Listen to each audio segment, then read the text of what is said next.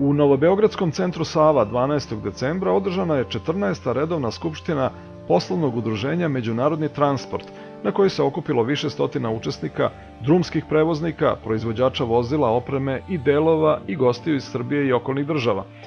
Kao i prethodnih godina i na ovoj skupštini, glavna tema bila je raspodela dozvola za drumski međunarodni prevoz robe, ali su članovi poslovnog udruženja i njihovi gosti pokazali izuzetan interes i za izlaganja o novom zakonu o prevozu tereta u drumskom saobraćaju, o izmenama i dopunama zakona o bezbednosti saobraćaja na putevima, kao i o uvođenju sistema NCTS, novog kompjuterizovanog tranzitnog postupka.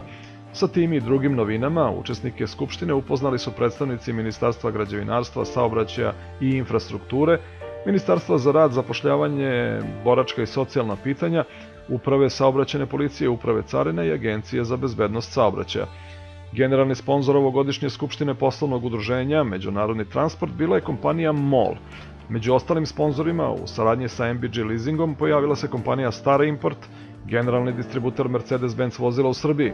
Veliki skup drumskih transportera u Beogradu bio je prilika za promociju novog programa Truck Shop, prodaju polovnih Mercedes-Benzovih teretnih vozila iz Nemačke.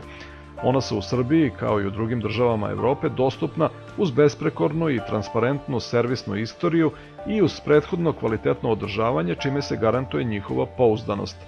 Ta vozila takođe prolaze kroz temeljnu inspekciju kontrolnih tačaka i dobijaju sertifikat Mercedes-Benzovih tehničara. Dodatne informacije o vozilama iz ponude Truck Shop zainteresovani mogu da dobiju u Mercedes-Benzovom centru komercijalnih vozila u Krnješevcima. Mercedes-Benz inače i ove godine pojavio se kao jedan od stalnih učesnika manifestacije Truck Business Fair, koja se tradicionalno održava u isto vreme i na istom mestu gde i Skupština poslovnog udruženja Međunarodni transport.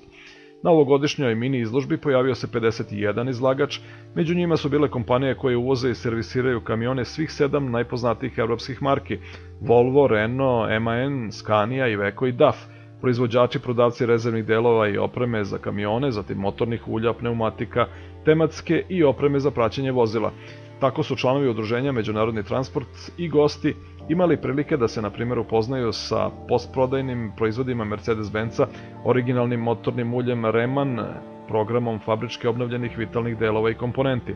Na štandovima tradicionalnih učesnika ovog mini sajma, kompanija Volvo i Renault kamioni, prevoznici su, recimo, mogli da dobiju detaljne informacije o aktualnim tehničko-tehnološkim hitovima dveju marki, dvostrukom kvačilu koje Volvo prvi u Evropi nudi u serijski napravljenim FH kamionima, kao i kompletno novoj gami Euro 6 kamiona Renault.